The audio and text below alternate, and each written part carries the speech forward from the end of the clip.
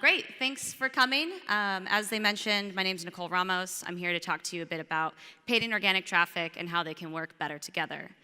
But first, let's go ahead and just give a brief introduction about who I am, a little bit about my background. I'm currently a senior mobile gaming acquisition strategist at Electronic Arts. I've been there for roughly 2.5 years now. But what that title really means is that I oversee a lot of our paid acquisition strategy for some of our mobile titles. So in the past, I've worked on a few games such as Sims Free Play, Sims Tapped Out, SimCity Build It, and currently working solely on Star Wars Galaxy of Heroes. However, what differentiates my role from that of a PMM or a brand marketer is that everything I do is attribution-based, meaning that at the end of the day, all of my investments must be measured to an install and therefore backed out into an ROI margin. So I'm really focused on attribution.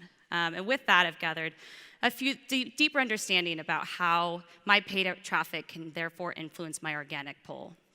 So that leads us to our topic for today, that I'd hope to share some of these learnings with you guys about how my paid traffic can influence your organic traffic for a better cohesive marketing strategy. So to walk through this, I'm going to go through a mock case study where we're going to talk about a completely fake title called Mix to Match. Let's just say it's a match 3 title where you can mix different ingredients around to make some of your favorite cocktails. And for simplicity's sake, we're going to say it's only marketing in iOS, US only for now.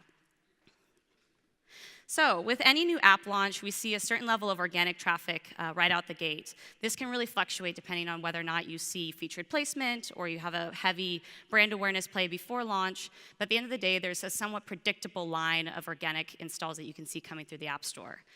This, of course, has its peaks and valleys on the weekdays and weekends. But at the end of the day, this allows you to be able to maintain and organize your organic flow. So for the sake of Mix to Match in the iOS US store specifically, this is looking at roughly 3.3 thousand installs per day. The next phase we go into is we activate the performance-based marketing. So working with a lot of networks on direct targeted install attribution to really drive some higher qualified users to improve our game monetization. Many of those networks are likely in the room here today. So with that, we have our ongoing organic install traffic, and we launch our paid media traffic. This red line area here represents that paid media traffic, but what we typically see is that we also see a growth in organic daily traffic, represented here by orange. So to break this down even further, we have that original 3.3 thousand installs per day. We bumped that up again with a roughly 2.2 thousand installs from paid media coming through, which led to an incremental growth of 700 installs per day. So that raised our organic baseline to roughly 4,000 installs. This is great. We're already starting to see our paid media directly affect how those organic installs are coming through. So why may this be? There's 3 primary reasons that we tend to see within the gaming industry. The first being that as we're nearly doubling the install traffic coming through the App Store with our paid media campaigns, we tend to see that we're climbing the charts naturally. So the higher you are in those free charts, hopefully top grossing as well, the more organic installs you'll see coming through.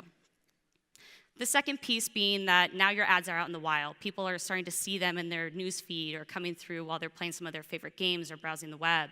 So with this, they may see the ad, might not necessarily click on it then and there, but therefore go into the App Store and download it organically later.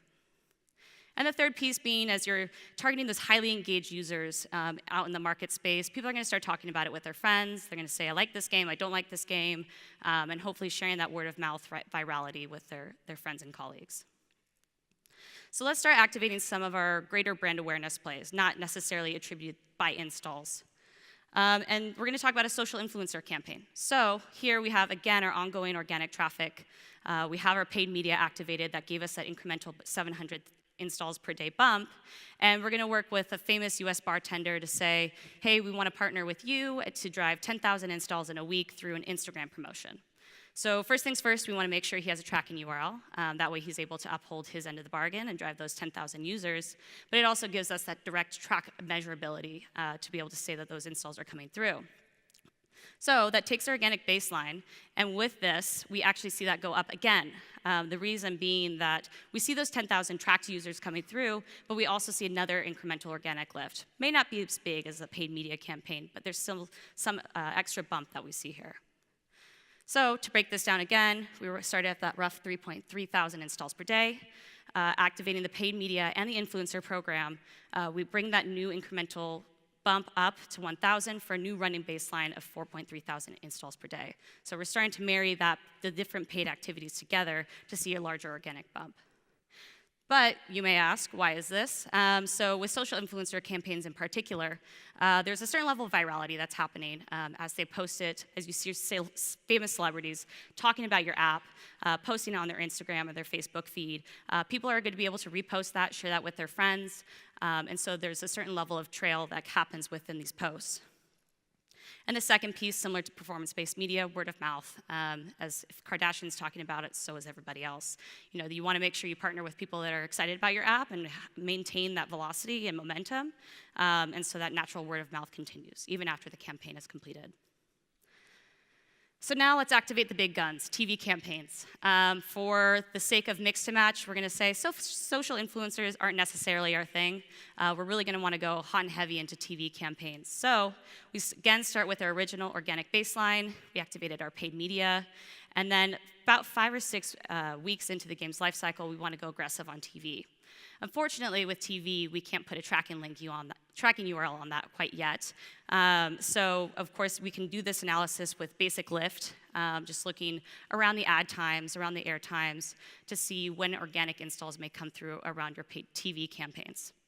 But what most people don't know is that we also see an incremental lift in a performance-based media coming through those networks, which is represented here in that lighter yellow. And I'll get into a little bit of why that is. But the combination of all these efforts, therefore, working together raises that organic baseline even further. So looking at the numbers, we had our original 3.3 thousand installs per day. With the paid and TV, we see an incremental lift of 6.1 thousand installs, bringing our new organic baseline to 9.4 thousand installs. We are now nearly tripling our organic baseline, which considered a great success. We're wanting to make sure all of our paid efforts work together for a greater effect. But why does TV necessarily enhance your performance-based media? 3 reasons, but the first and primary reason is that a lot of these networks act as a social second screen, meaning as you're watching your favorite TV programs, you're sitting there on your commercial break, scrolling through your news feed, playing games, searching the web, and so with this, you may see your ads pop up. So people are more engaged with those ads at that point because you're seen on your TV, seen on your mobile device. And with that, we do see with some networks where the click-through rate and the conversion rate actually skyrocket, which lowers our effective CPI, so we're actually able to drive more install volume at a cheaper cost. The second piece, similar to performance-based media, ad familiarity. Now you see it on your phone, now you see it on TV. It's almost too big to ignore. And whether or not you download it through those performance-based ads or later in the store, you see that organic lift. And the third piece, word of mouth. Perhaps you had a really funny TV ad or something very provocative. People are going to start talking about it, starting those conversations, in which case that leads to another organic install lift as well. So with all these different paid opportunities, there's a lot of different ways that you can look at the data. But first and foremost, you must track and attribute everything that you can to your different paid media needs. So attribution is everything. For the sake of our performance-based networks, this is pretty easily attainable. Working through different tracking partners such as Tune, you're able to work with those networks, understand where and when those installs are coming from, but really take advantage of the different parameters that they have available. Implementing down to the creative, down to the sub-site, just really understanding where those installs are stemming from in your network. The second piece being your influencer URLs. As you work with different partners in the space, just make sure they have a tracking URL with it. It'll not only make sure they can uphold their end of the bargain and driving those guaranteed installs, but also there could be a greater effect if that keeps getting shared within their ecosystem. The third piece, if you're trying TV, why not try hashtags? The point of this is really to start a conversation around your game. People are talking about it in the wild, and with this actually provides an extra opportunity for your performance-based media where you're able to target those users and those folks that are engaged in the conversations around your app to go therefore acquire them.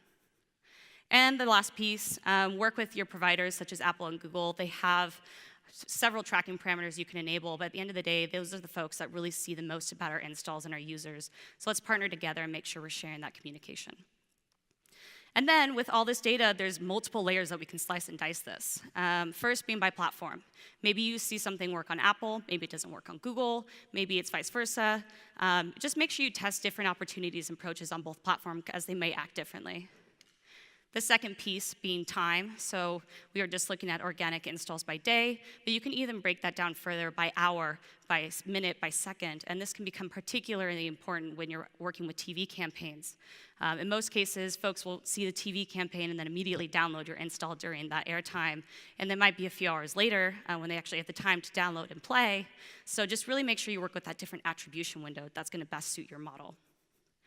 The third piece being location, so not only working at the geo level, but even breaking it down by states, by cities, by zip codes, just to understand the regional emphasis that you can be putting behind your campaigns.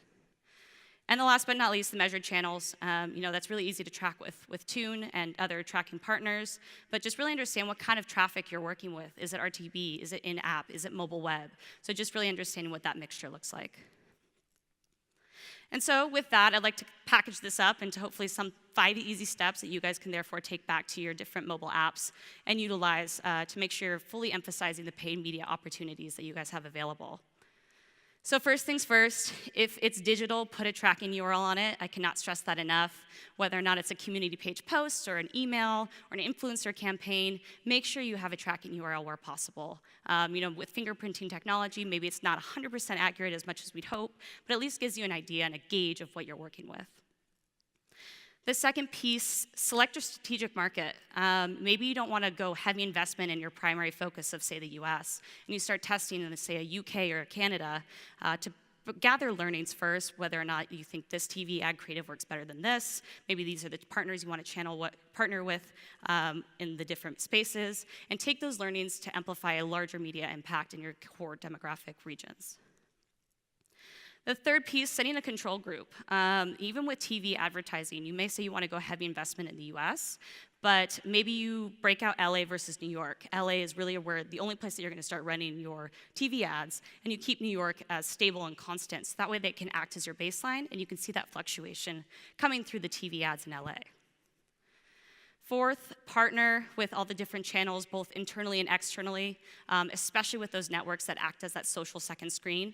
It never hurts to have an extra pair of eyes on the campaigns when you are running TV ads out there, because if you do see a surge in click-through rate and conversion rate, you want to make sure you're capitalizing on that opportunity and not leaving any money on the table. And last but not least, invest and test. You're never going to know until you try. Unfortunately, with all the noise that's in the app stores these days, you're never going to have an ideal A/B testing market space. But activating different paid media strategies at different times of the year, at different points of your game's life cycle, can be really fruitful than others. And with that, that's a quick wrap to my presentation. Thanks for coming to listen to me, and I hope you guys have a great rest of your Postback.